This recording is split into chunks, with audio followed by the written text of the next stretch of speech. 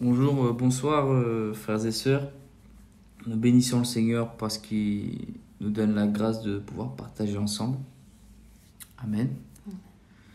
Merci Seigneur pour ces temps que tu permets, qu'on puisse partager Seigneur avec nos frères et sœurs, notre famille Seigneur. Merci parce que c'est toi qui nous enseignes Seigneur par ta parole. C'est toi qui nous enseignes Seigneur toutes choses.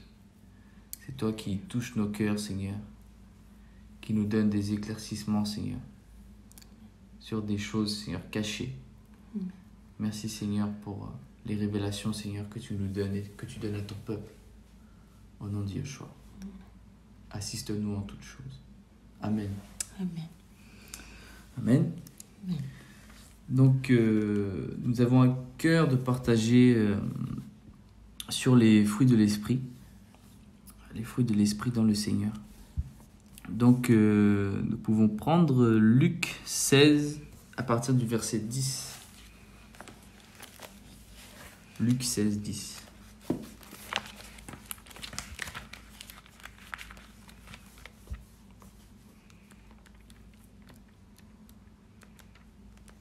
Amen. Celui qui est fidèle dans les petites choses est aussi fidèle dans les grandes choses. Et celui qui est injuste dans les petites choses est aussi injuste dans les grandes choses. Amen. Amen. Ce passage m'a beaucoup interpellé par rapport au Seigneur qui nous dit qu'il faut être fidèle dans les petites choses. Il dit que si nous ne sommes pas fidèles dans ces petites choses, nous ne serons pas fidèles dans les grandes. Et ça m'a vraiment marqué, interpellé. Tous les passages nous interpellent, mais celui-là m'a vraiment interpellé en ce moment.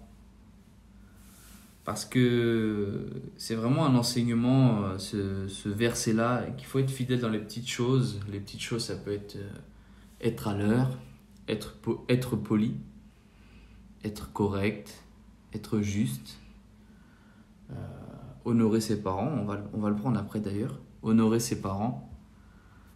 Il y a plein de petites choses du quotidien que nous, peut-être des fois, on peut banaliser, on peut se dire, oh, c'est pas grand-chose, c'est juste ça. Mais le Seigneur nous dit que celui qui est fidèle dans ces petites choses, il sera dans les grandes. Parce qu'une personne qui fait attention aux petites choses, quand il y aura quelque chose de vraiment important, comme il est déjà habitué à ces petites choses-là, son cœur est déjà prêt pour ces petites choses-là, quand il y aura quelque chose de très important ou d'important, il sera aussi fidèle. Mais quelqu'un qui néglige les petites choses, quand ça va être important, ça va pas trop être ça, quoi. Ça peut être ça, mais il ne sera pas aussi interpellé que la personne qui est fidèle dans les petites choses. Parce que la personne fait attention. Cette personne-là fait attention. Donc voilà, je voulais partager ça avec vous, ce petit passage qui nous encourage à être fidèles dans ces petites choses, encore une fois. Amen. Dans ces petites choses. Mais comme j'ai dit tout à l'heure, on peut prendre, c'est Exode 20, 12, qui est « Honore ton père et ta mère ». Exode 20, 12.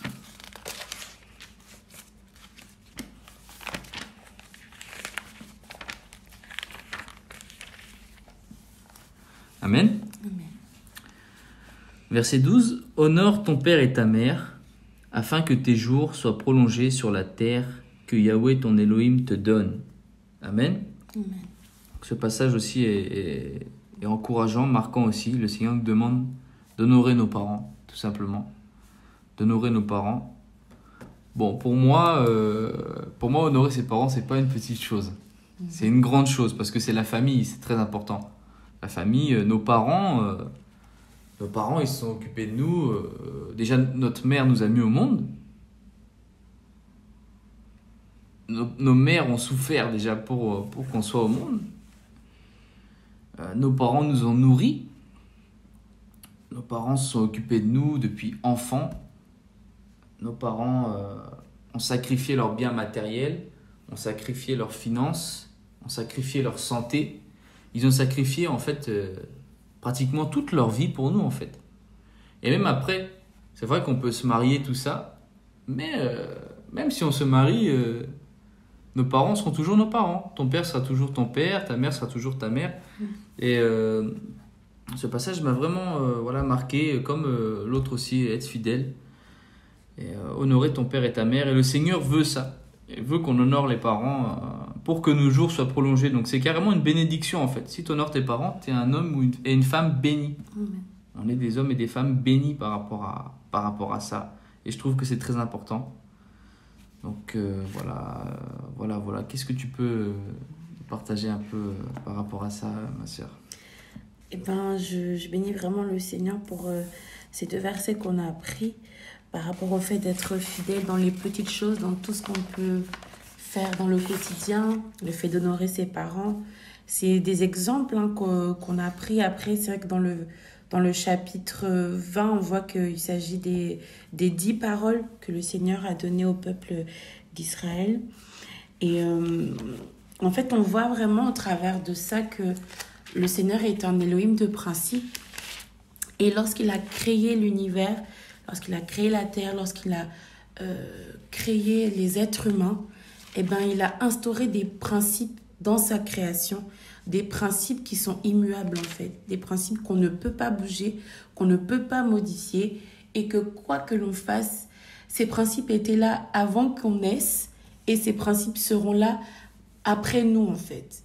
Et si on veut être en paix avec celui qui a instauré ces principes-là, eh ben, on doit lui obéir et on doit respecter ces choses-là.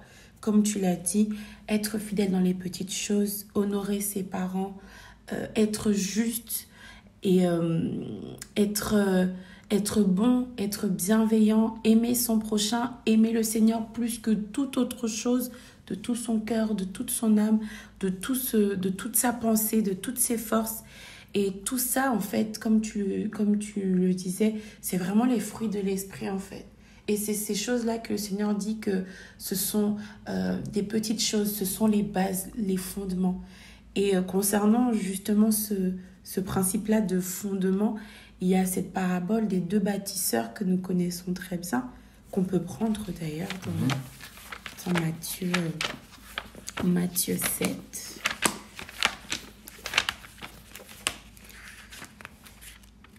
Donc, Matthieu 7, à partir du verset 24.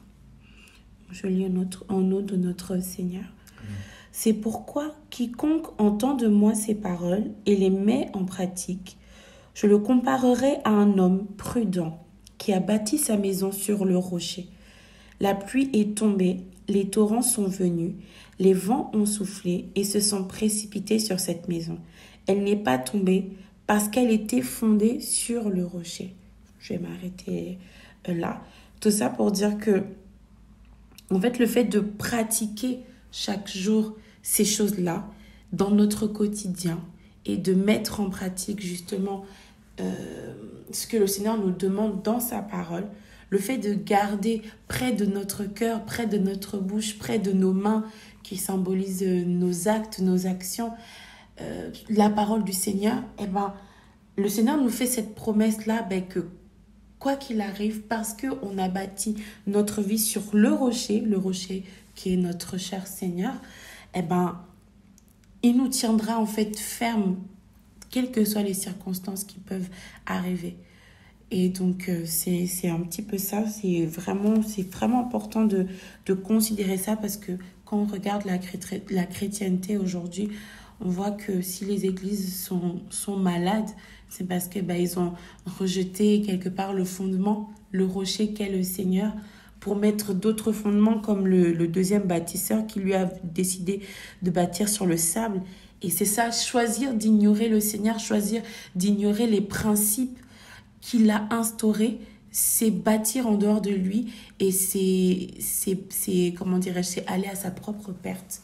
Donc que le Seigneur vraiment nous aide à lui obéir en fait, tout simplement être dans l'obéissance en mettant en pratique sa parole.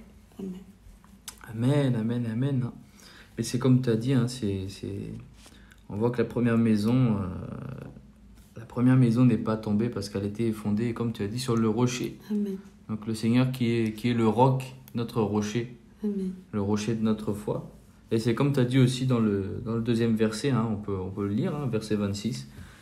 Mais quiconque entend de moi ces paroles et ne les met pas en pratique sera semblable à un homme insensé qui a bâti sa maison sur le sable. La pluie est tombée, les torrents sont venus et les vents ont soufflé et se sont abattus contre cette maison. Elle est tombée et sa ruine a été grande. Amen. On peut voir que c'est ça, hein, c'est le Seigneur notre rocher, cette deuxième maison qui n'était pas bâtie sur lui. Malheureusement, voilà, quand les torrents sont venus, quand les difficultés sont venues, elle est tombée. Hein. Et la Bible dit que sa ruine a été grande, donc c'est vraiment un malheur, quoi. Donc il faut qu'on travaille toutes ces choses. D'ailleurs, on peut prendre Jean 1 à partir du verset 47. Jean 1, verset 47.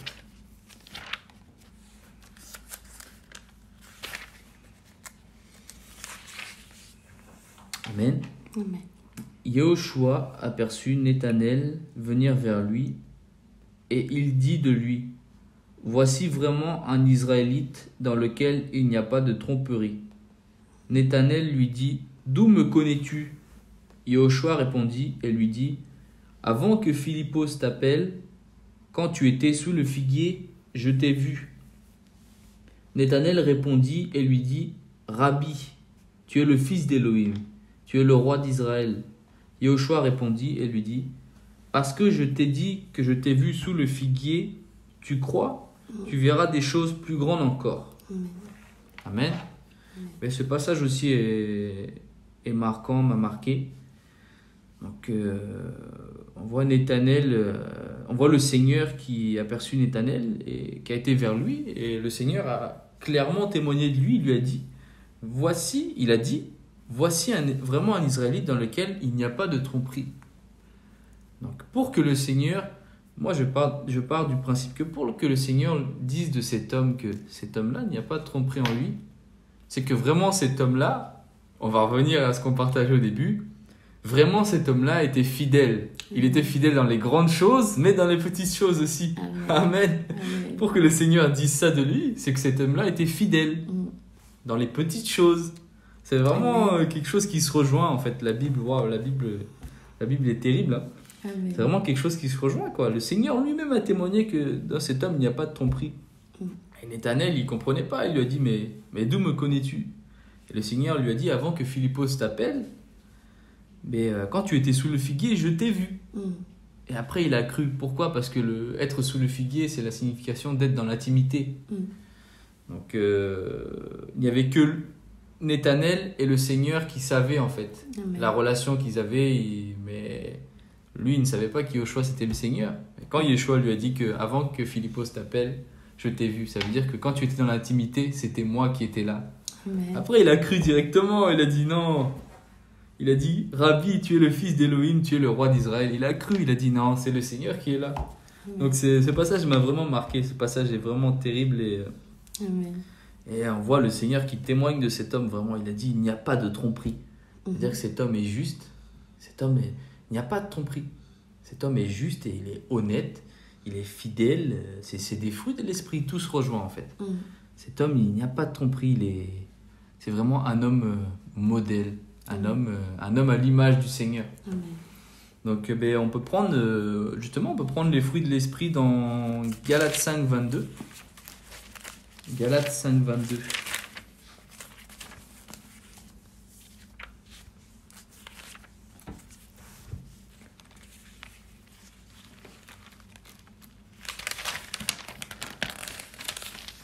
Amen. Amen. Donc, le titre, c'est le fruit de l'esprit. Verset 22, « Mais le fruit de l'esprit, c'est l'amour, la joie, la paix, la patience, la bonté, la bienveillance, la foi, la douceur, le contrôle de soi. La Torah n'est pas contre ces choses. Mais ceux qui sont au Mashiach ont crucifié la chair avec ses passions et ses désirs. Si nous vivons par l'esprit, marchons aussi par l'esprit. Ne cherchons pas une vaine gloire en nous provoquant les uns les autres, et en nous portant envie les uns aux autres. Amen. Ce passage aussi m'a marqué. Je dis souvent ça, que les passages me marquent, parce que tous les passages nous marquent en fait. Tous les passages sont forts, nous parlent, parce que c'est le Seigneur qui nous parle. Amen. Donc je dis tout le temps, ce passage m'a marqué, mais en vrai, tous les passages nous marquent. Amen. Donc ce passage, vraiment, il dit que le fruit de l'esprit, c'est l'amour. Amen. Donc l'amour ici, on peut voir, il y a une astérix, un petit M, qui nous dit que il est question ici de l'amour agapé, donc l'amour fraternel. C'est l'amour fraternel. La suite, c'est la joie du Seigneur, parce que le Seigneur nous dit d'être toujours joyeux. Soyez toujours joyeux. Amen. C'est sa parole. La paix, donc la paix du cœur, être en paix avec ses parents, comme on disait, honore ton père et ta mère, ça en fait partie, être en paix. La patience, être patient, donc on patiente en attendant le retour du Seigneur. Il faut patienter, c'est un fruit de l'esprit aussi, être patient. La bonté, quelqu'un de bon, dans lequel il n'y a pas de tromperie, comme Nathanaël. Amen. La bienveillance, c'est quelqu'un de bon, pareil aussi, ça rejoint un peu. Il y a aussi un petit astérix, petit n, vient d'un mot grec qui signifie aussi intégrité, donc être intègre. Être intègre, comme Nathanaël, pareil, un homme où il n'y a pas de tromperie. La foi, donc on a foi au Seigneur, en attendant son retour, bien sûr. La douceur, être doux. Le contrôle de soi aussi. Pas s'emballer, s'énerver, le contrôle de soi, se contrôler ses émotions. Se contrôler en fait. Ça fait partie de la patience, se contrôler. Ça fait partie de la paix. En fait, tout se rejoint, tous les fruits de l'esprit se correspondent et se rejoignent. Donc c'est vraiment interpellant, tous ces fruits de l'esprit. On se doit de les travailler. Et vraiment, ces fruits-là sont contre notre chair. Parce que notre chair n'aime pas ça. Notre chair ne veut pas qu'on soit patient. On veut tout de suite. D'ailleurs, le verset 26 nous dit « Ne cherchons pas une vaine gloire en nous provoquant les uns les autres et en nous portant envie les uns les autres. » La patience, les envies, c'est pas un fruit de l'esprit. Les envies, je veux ça. C'est pas est-ce que tu veux ça, mais est-ce que c'est vraiment nécessaire pour toi? Tu vois, non, vraiment, les fruits de l'esprit, c'est très important. Je prie que le Seigneur nous aide à travailler ces fruits-là. Parce que il y a beaucoup de travail. Il y a beaucoup de travail. Donc voilà, qu'est-ce que tu peux nous partager par rapport à ces fruits, ma sœur? Pour rejoindre ce que tu as dit, tout se correspond en fait. Tous les fruits de l'esprit se rejoignent. Et on ne peut pas avoir l'amour sans avoir la joie. On ne peut pas avoir la paix sans avoir, la foi, la douceur. En fait, c'est pour ça que là, c'est très bien dit. C'est le fruit de l'esprit. C'est vraiment des fruits qu'on doit manifester au quotidien. Et c'est ça, en fait, les petites choses. C'est vraiment les bases, les fondements. C'est bien beau d'avoir des grâces. C'est bien beau de manifester de la puissance dans ce que le Seigneur nous donne à faire comme œuvre. Mais le Seigneur, quand il nous a sauvés, ce qu'il souhaite avant toute chose, c'est qu'on puisse aller au ciel. Et on n'ira pas au ciel avec les grâces, avec les dons, parce que quand on sera au ciel, lui, il sera là déjà. À quoi servira la prophétie? À quoi servira... la prédication, ou je sais pas à quoi serviront le fait le Seigneur sera là, il sera là, mais par contre au ciel on retrouvera l'amour, la joie, la paix, la patience, la bonté, toutes ces choses. Et en fait sur la terre on est comme en train de s'entraîner, de s'habituer à ce que sera notre vie en fait au ciel. Parce que, comme tu as dit, quand on sera au ciel, il n'y aura pas tout ce qui est le fait d'envier les autres, le fait d'avoir un manque de patience, ou il n'y aura pas la colère, il n'y aura pas le ressentiment, toutes ces choses-là. Non, en fait, tout sera parfait et on vivra avec ce fruit-là de l'esprit. Et le Seigneur nous demande, ici-bas sur la terre, non seulement de le manifester, de le garder et qu'on puisse en fait, comment dirais-je, s'habituer à ces choses-là parce qu'au ciel, il n'y aura que ça. Il n'y aura vraiment que ça. Et lorsqu'on regarde comment le Seigneur a marché sur la terre, eh ben, c'était que ça. C'est pour ça qu'il disait, c'est pour ça qu'il disait que le royaume des cieux est venu, en fait. Parce que, en lui était non seulement, la plénitude, mais il y avait aussi ces fruits-là. Et le royaume du Seigneur, c'est ça, les fruits de l'esprit. Amen. C'est son caractère, c'est sa vie en nous. Et je me dis que c'est vraiment une grâce que le Seigneur nous donne, non seulement de participer à son œuvre, mais d'avoir son cœur, d'avoir son caractère, ses traits de caractère à lui. Et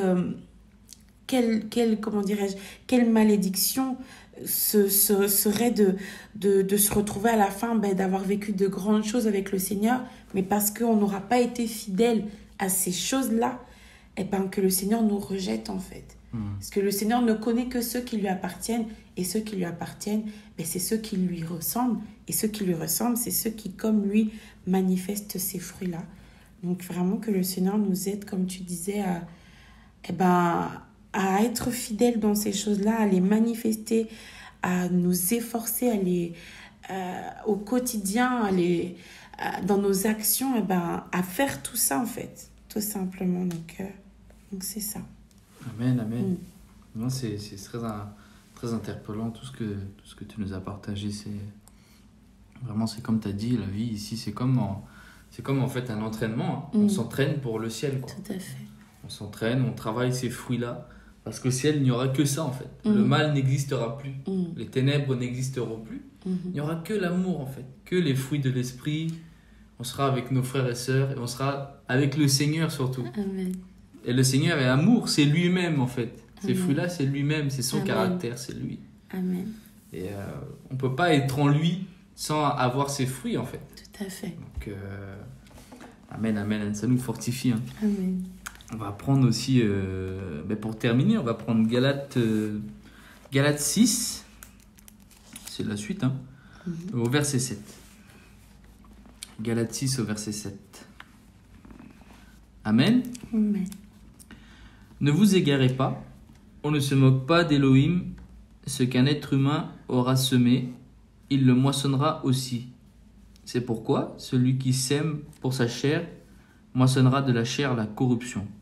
Mais celui qui sème pour l'esprit moissonnera de l'esprit la vie éternelle. Amen. Et ne perdons pas,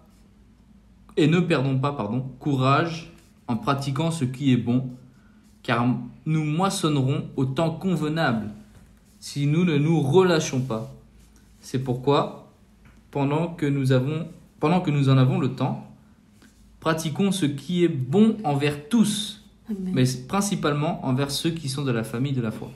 Amen. Amen. Ce passage aussi, est, comme j'ai dit tout à l'heure encore, ce passage aussi nous interpelle, nous fortifie, nous fait du bien, parce que la parole du Seigneur nous fait du bien. Amen.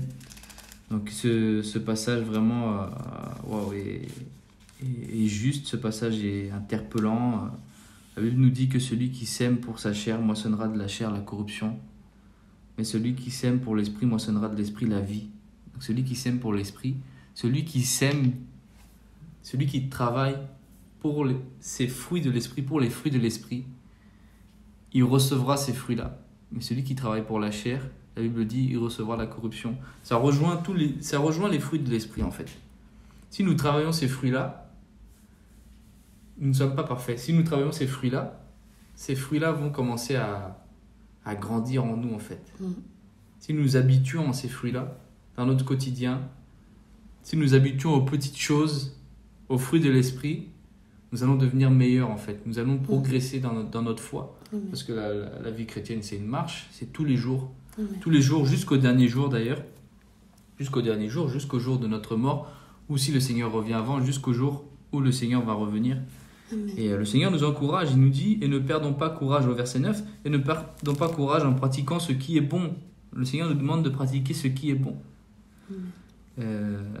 Car nous moissonnerons au temps convenable, amen, à son retour au ciel, si nous ne nous relâchons pas. Le Seigneur nous encourage aussi à ne pas nous relâcher, parce qu'on peut manifester des fruits après, avec les attaques, tout ça, on peut voilà, être un peu abattu ou nous relâcher, mais le Seigneur nous encourage à ne pas nous relâcher parce qu'il revient. Il ne faut pas qu'on soit tiède à son retour. Ce serait très dommage.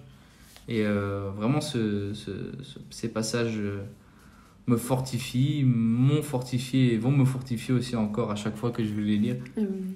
Et le Seigneur aussi dit au verset 10, « C'est pourquoi pendant que nous en avons le temps, pratiquons ce qui est bon envers tous. » Donc ça rejoint encore, pareil, la même chose. Les petites choses et les fruits de l'esprit.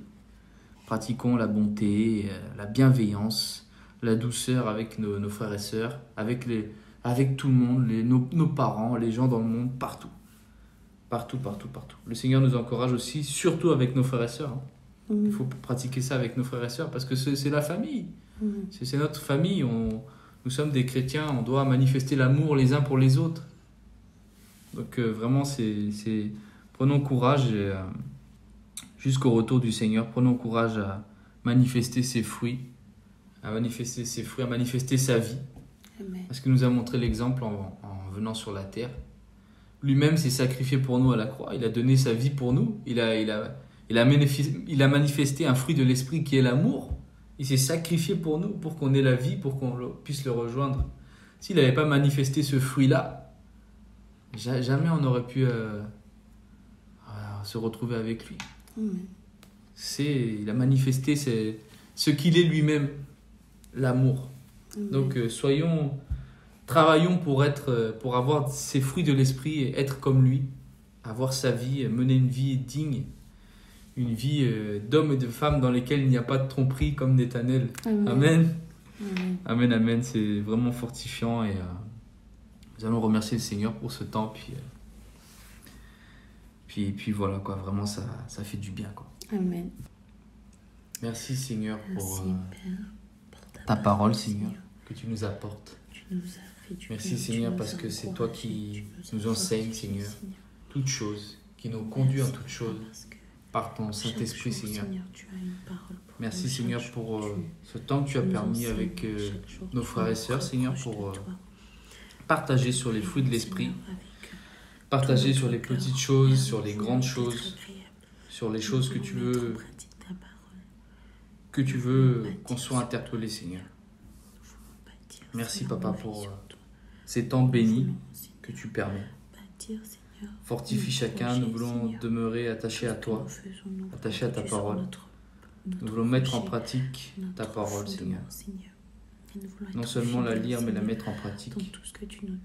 Nous voulons rester, Seigneur, attachés, Seigneur, à toi.